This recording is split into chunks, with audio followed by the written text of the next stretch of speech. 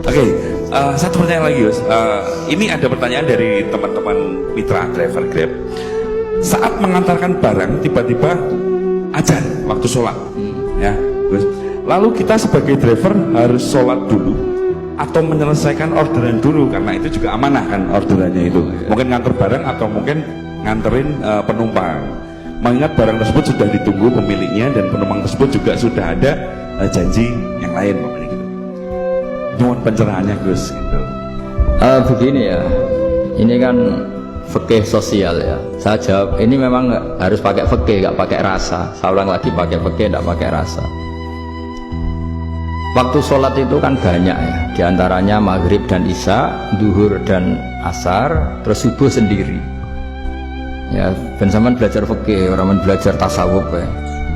Nah, kalau subuh itu tidak ada toleransinya kalau waktunya sudah tinggal 10 menit karena tidak ada jamak. Ya, tidak ada apa? Jamak.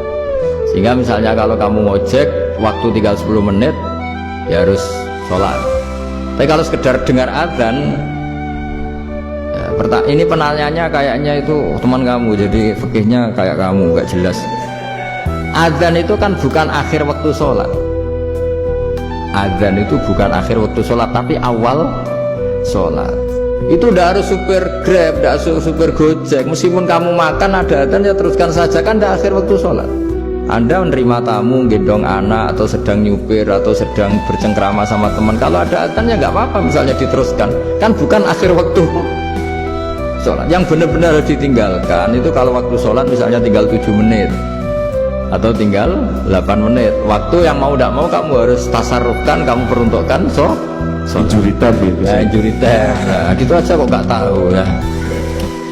Nah, lalu misalnya, kalau pertanyaan tadi mestinya kelasnya itu kelas afdoliyah. Utamanya gimana? Kalau wajibnya belum ada karena kan waktunya masih panjang.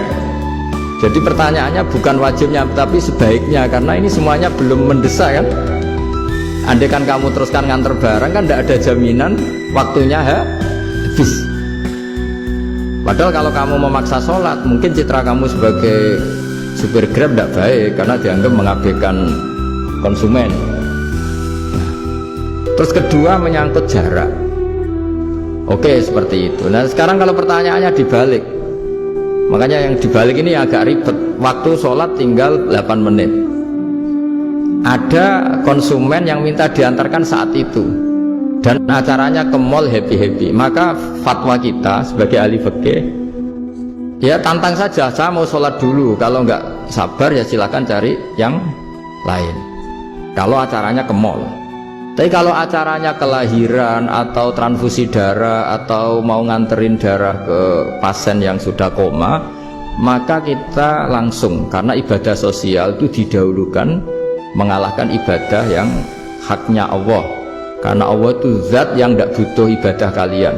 Tapi kalau pasien ini kalau nggak nang kesampaian darahnya mati misalnya, jadi gamane Allah lebih apian lah gitu. Makanya masyhur kalau dalam fikih hak Allah sama hak adami ini dimenangkan hak adami, tapi bukan karena Allah kita kalahkan.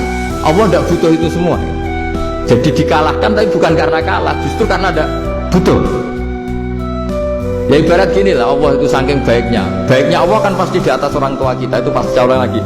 Baiknya Allah pasti di atas orang tua kita. Orang tua kita saja baik, apalagi Allah. Misalnya orang tua kamu butuh uang 5.000, adik kamu butuh uang 5.000, adik kamu yang kecil atau ya, kira-kira orang tua kamu tuh nyuruh dikasihkan beliau adik kamu, kira-kira saja ke adik kamu. Nah Allah itu saking baiknya, hal yang terkait Allah, misalnya tadi sholat tepat waktu sama ibadah sosial itu disuruh ibadah sosial. Karena ini kalau nggak kesampaian transfusi darahnya atau apalah, atau kamu dokter yang harus mengurus operasi waktunya tinggal 5 menit, kamu harus ngoperasi pasien dulu karena Allah bisa menerima sholat kamu. Nah tak terangkan lagi, ini fikih terus. Lalu sholat yang apa?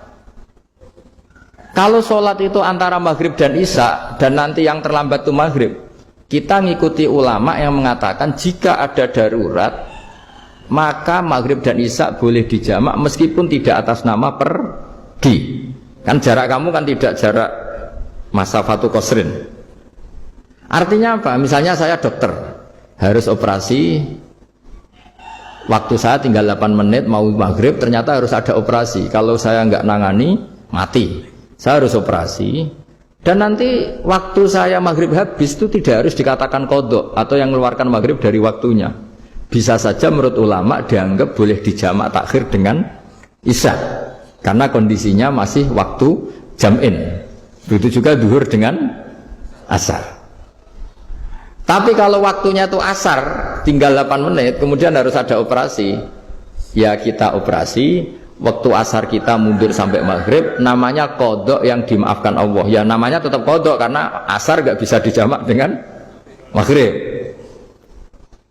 Jadi ini fikih ya, jadi jawabnya harus jelimet. Jadi saya ulang lagi ya, tadi kan pertanyaannya dengar adzan.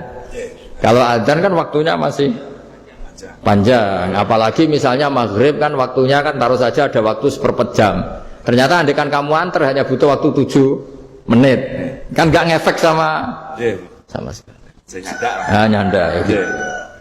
Terus kalau driver umpamanya dapat order, ini yang tanya kamu malah mewakili dalam. Kalau ada driver dapat orderan food, nganterin makanan, tapi makanannya non halal, niku fakihipun pripun? Nah, makanya itu tadi ya. Kamu tahu betul kalau itu non halal loh? Kalau itu sudah tahu pasti non halal. Nah, ya, daging Tyrannosaurus, ngoten mungkin. Makanya tadi itu memang PR kita di semua profesi. Saya ulang lagi, itu PR kita di semua profesi. Jadi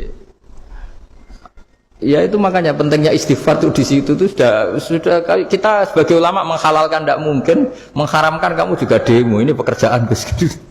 Tapi yang jelas itu tidak bisa dihindari. Ya sama lah seperti orang di bis itu.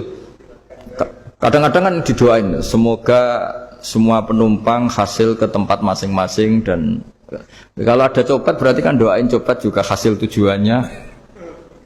Jadi di semua profesi itu resikonya. Makanya tadi saya bicara tentang fikih. Kaidah umumnya menolong maksiat itu ya bagian dari maksiat, menolong taat itu bagian dari taat. Mau tidak mau harus ada hukumnya. Setidaknya barokahnya tahu hukum. Kalau kita salah belum istighfar gitu, sudah salah nggak merasa salah gitu. Jadi barokahnya tahu hukum itu paling tidak kan kita ya istighfar lah.